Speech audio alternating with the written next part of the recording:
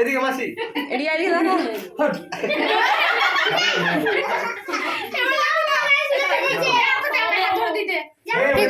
Back to my channel. আশা করি তোমরা সকলে খুব ভালো আছো। এই যে আমি 1 বছর পর টাইম পেয়েছি আমার দাদা ভাইয়ের বিয়ের ভ্লগ পোস্ট করার।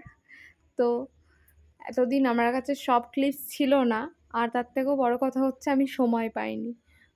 আজকে আর মনে হয় কয়েক মাস পরে 1 বছর কমপ্লিট হয়ে যাবে।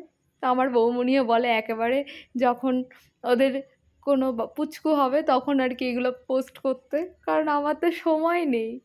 চলো আমি সেই দিনকে কী কী করেছিলাম সেগুলো এখন, তবে ভালোই হচ্ছে, আবার একবার করে নতুন করে দেখা হচ্ছে। লাইফে ফার্স্ট এরকম থালা সাজিয়েছি, মানে আমি দাদা ভাইয়ের জন্য যে থালা বানিয়েছি বা যেটা সাজিয়েছি সেটা হচ্ছে পুরো নিজেই করেছি। হ্যাঁ, আমাকে হেল্প করেছিল দিদিরা, মানে আমি নিজেও জানতাম না আমি পারবো।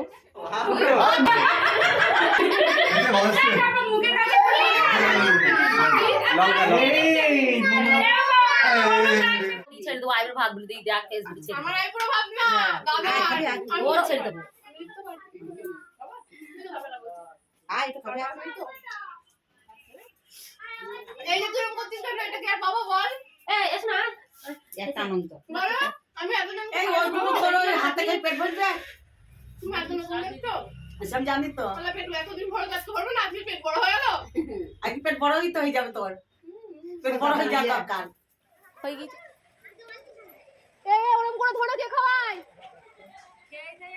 ভগবান, এ কারা? আমি পালাই, আমার পড়াশোনা করাটা ভুল হয়ে গেছে। ছোটবেলা থেকে খাওয়াচ্ছি, একটা অভ্যাস হয়ে গেছে, এখন কি কতটা হয়। লিখেছি রে, কি তোর নাম? হ্যাঁ, তোমরা এসে বসে বলো না কি রে, এই তো আমার বৌদি কাজের।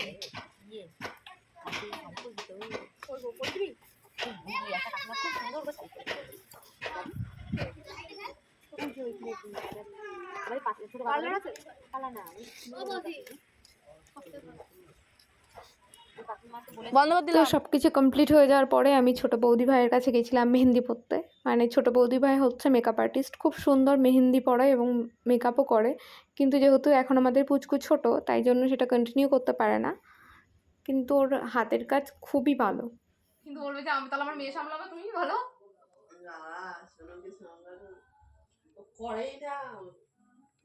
করবে, এখন করে না, এখন তো বাচ্চার সামনে।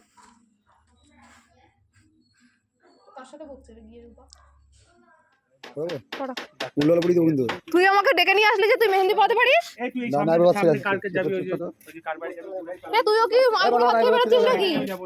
হ্যাঁ, তোর 3 ভাই আইবুড়ো ভাত খাবি নাকি? বিয়েটা কার?